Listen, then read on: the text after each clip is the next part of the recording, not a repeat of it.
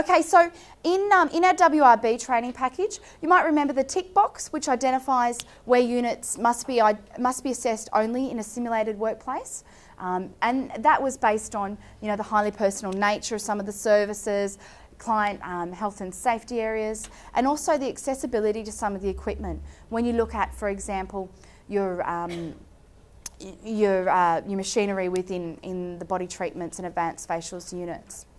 We've actually gone through and updated those units now, that tick box, and advised that, let's move with the times, and workplace assessment is a reality and something that industry would prefer. It develops those employability skills. So we've actually reined back that list. So there's only probably a handful, 6 to 8 units that are assessment only in a simulated environment. So those units include intimate waxing, using your IPL and laser, looking at your diathermy, your cosmetic tattooing, and your electrolysis. So those really high-risk areas that are more invasive in nature. So we've identified that the rest, simulated and workplace assessment, is appropriate for it, which is a bit of a shift in the way we think in the beauty industry, because traditionally we've been an industry that does institutional-based training. So it opens up the avenues there and encourages interaction with industry and work placement and so forth.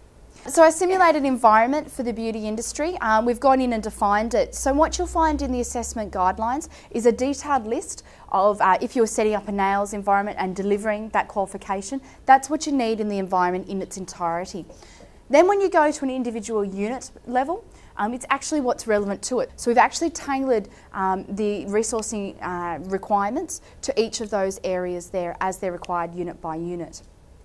But it also builds further upon the equipment to identifying workplace documentation. So your manufacturer's information, your product information, your MSDSs, any workplace policies and procedures. It identifies product ranges, and also the most important thing, I think, is access to clients, and not just clients, but a range of clients.